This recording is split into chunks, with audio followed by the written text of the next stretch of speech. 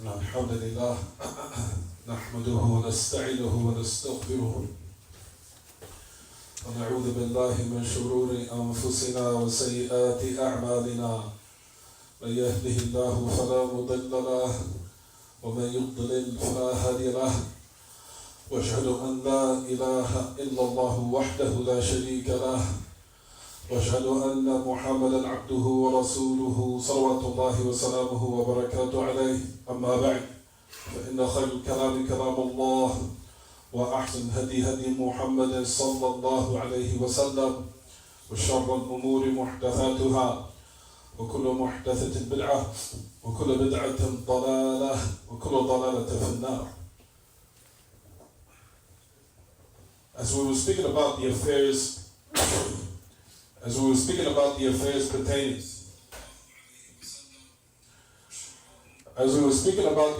pertaining to the ni'am of Allah and one becoming bored by it.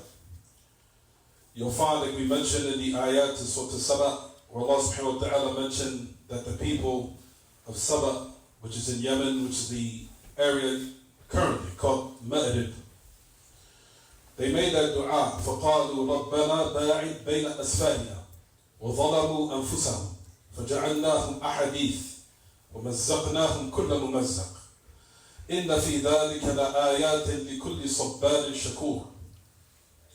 You'll notice everyone in these ayats, Allah subhanahu wa ta'ala mentioned that they became bored with Allah's blessings. They became bored with it. Until they made a dua to Allah, make our travels distant, meaning make it difficult. And they oppressed themselves until the point made them a story for people to narrate about their story, and we disperse them or total disperse.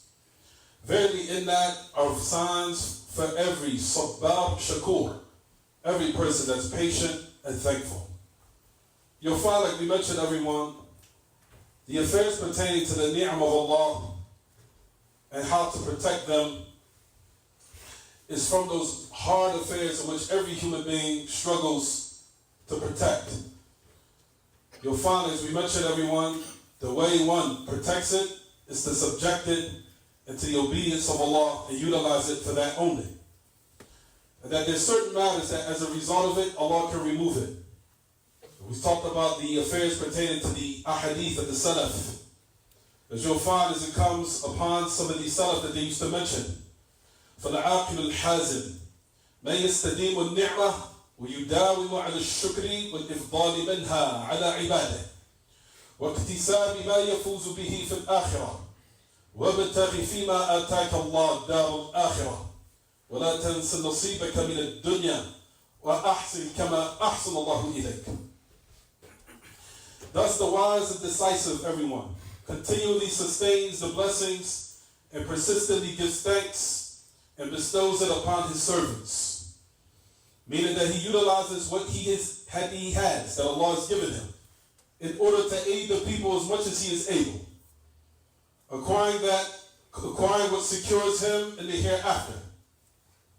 Those matters you'll find are from the ways that protect the ni'mah of Allah, is aiding the people in the affairs where they need it the most, according to everyone's ability.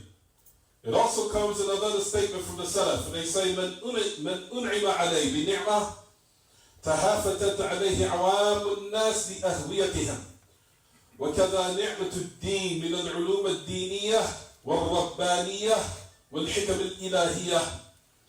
Whoever is graced with a blessing, the common people of course flock to him to their wants. And similarly is the case when the blessing of religion from religious knowledge, divine guidance and divine wisdom. So the affairs pertaining to preserving the ni'mah of Allah is to subject in those obedience where you benefit others as much as one is able.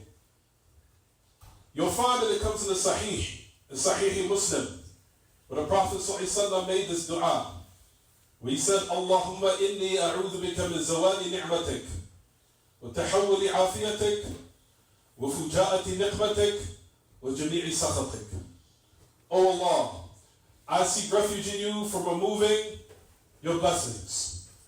You'll find that the shurah of the hadith, that they say the meaning of it, he says, النعم الدينية والدنيوية. He said the blessings of the religion, how they can be removed, and the blessings of the world, how they can be removed. Seeking refuge in Allah by Allah subhanahu wa ta'ala not removing it from you. Whether it be in the religion, because we know the ni'am of the religion is the greatest. Ni'am ad-diniyah, the affairs of guidance, the inspiration of uprightness, the inspiration to be firm, and one's feet to be planted firm during the times of great crises or very great trials and tribulations. That is the greatest of all the affairs, in which you'll find from the dua or the prophetic dua of the Messenger of Allah, asking Allah to protect you from that He removes that affair and removes that matter out of your heart. Then in regards to the ni'am of the what? The ni'am of the world, of the worldly enjoyment, or the worldly life. From affairs being removed in your personal life that you used to have and that you enjoyed. Then as a result of certain acts, Allah subhanahu wa ta'ala had taken it away from you. Then it says in the dua, Allahumma inni a'udhu bika min zawali ni'matik wa tahawuli afiyatik. And that the well-being that I possess, that it switches into something trivial or something very detrimental. Might be in a state of good health, then it switches when you have bad health. In a state of uprightness, then it switches to you being disobedient to Allah and you loving it. Switching it when you had that great desire to learn, to increase yourself in knowledge, and embark upon the good that will prepare you for death and what pleases Allah. Then Allah switch it, then the affair becomes switch, where you don't have that desire anymore. You don't have that enthusiasm anymore. The affairs became switched, in which the Messenger of Allah, this prophetic, authentic hadith, taught us of what everyone is asking Allah subhanahu wa ta'ala to allow these affairs to continue. And that He not switch it, nor does He remove it. Where a person goes, like we said, those blessings of the religion and the worldly matters or the worldly pleasures, that it switches. And the affairs pertaining to, like we said, the most important and vital of all of them, which is the religion. And then the second, as we mentioned, it says, that a state of well-being until it becomes in a state of detriment. All those affairs that you used to see within yourself in the beginning, it's not there anymore. All from the affairs in which Allah subhanahu wa ta'ala, as a result of testing some of His ibad, and we ask Allah to give us refuge, that these matters be removed as a result of disobedience. فَنَسَّلَ اللَّهَ سُبْحَانَهُ جَلَّ جَلَالُهُ بِأَسْمَائِهِ الْحُسْنَى وَصِفَاتِهِ الْعُلَى أن يعافينا وإياكم ويثبتنا وإياكم على دينه إنه ولي ذلك والقادر عليه. الحمد لله وحده والصلاة والسلام على من لا نبي بعده وعلى آله وصحبه ومن تمسك بسنته إلى يوم الدين وسلم تسليما كثيرا أما بعد. For verily, brothers and sisters, you see, in the ayats, Allah gives us clear guidance to the point where people became bored with the ni'mah of Allah. You'll find from the great statements of the Salaf, from Fudayl ibn Iyad, rahimahullah, that he said, أما علمتم أن حاجة الناس إليكم نعمة من الله عليكم فاحذروا أن تملوا وتضجروا من حوائج الناس فتصير النعم نقما. He said, do you not know that the people's need for you? And the person might think, is it money? Is it sadaqah? It could be. Nobody's denying that. But you know what's more important than that, everyone? You know what's more important than that? That everybody be upright in their religion. That comes before all the worldly matters. When you are disobedient in your community, it affects all of us. When you're not praying, it affects all of us. When you're in the cars with your girlfriends, listen to the music, it affects all of us. When you're not fulfilling your obligations, all of us are becoming affected.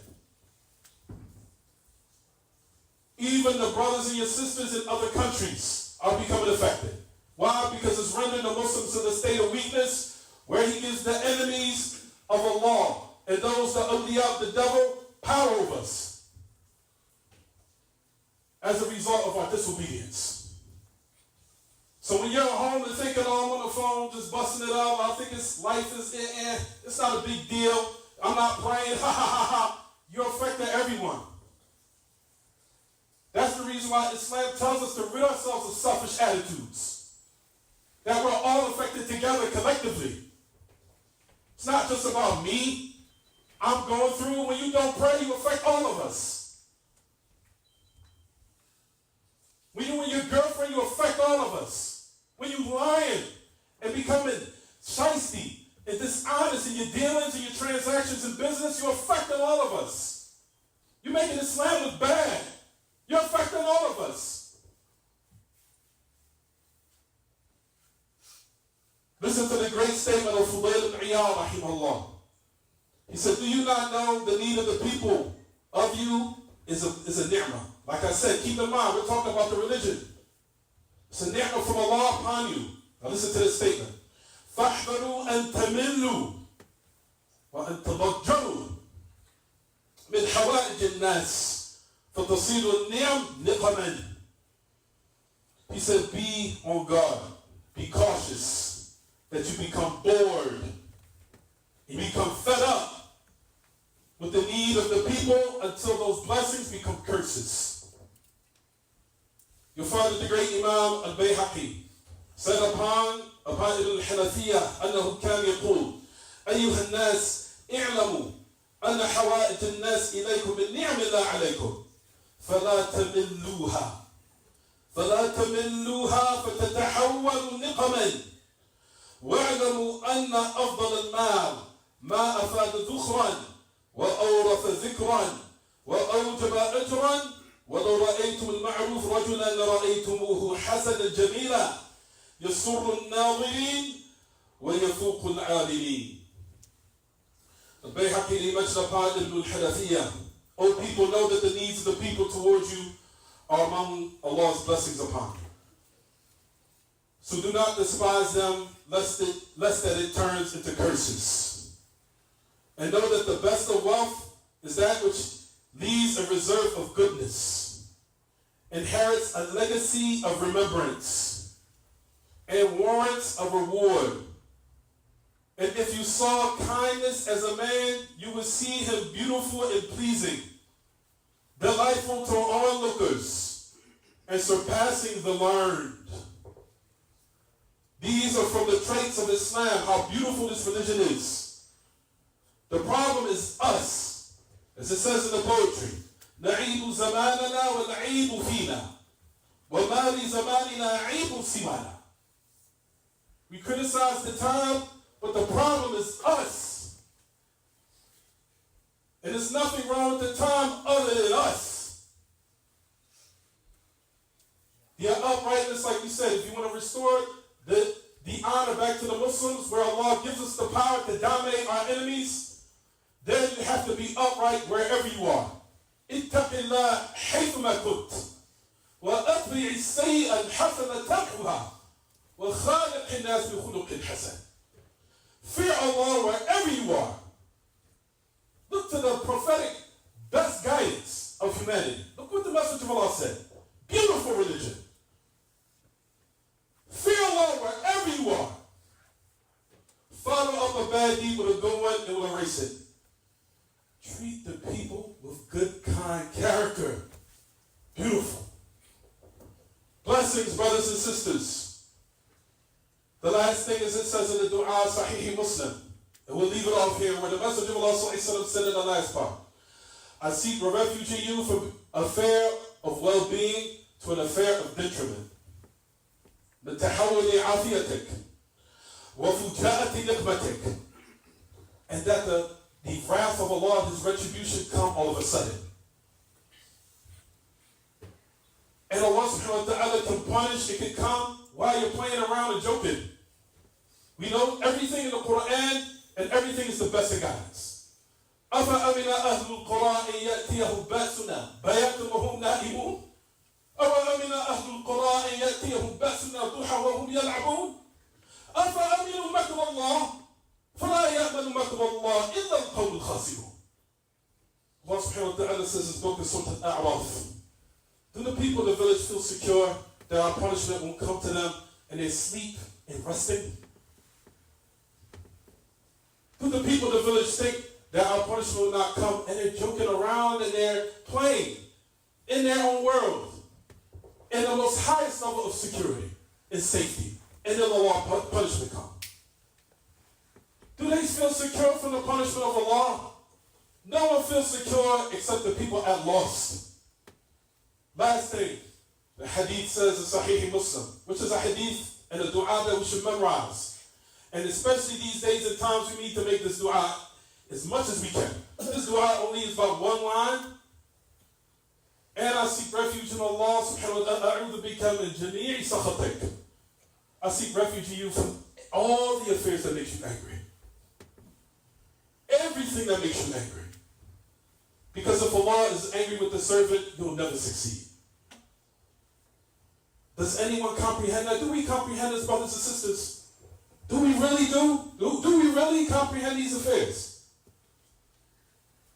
Because if it did, it would penetrate some in our hearts. You would see our actions different. Setting out diligently to please Allah subhanahu wa ta'ala and be amongst those who treat the people in the best way out of trying to please our Lord instead of angering Him. If Allah is angry with us or angry with any individual, we will never succeed.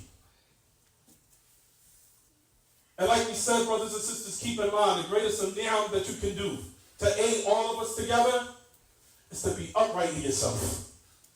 Praying your prayers, like we said, when you are disobedient, you affect all of us.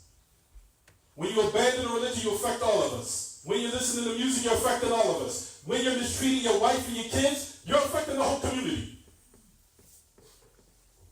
Don't you get it? You see it? You see the pattern?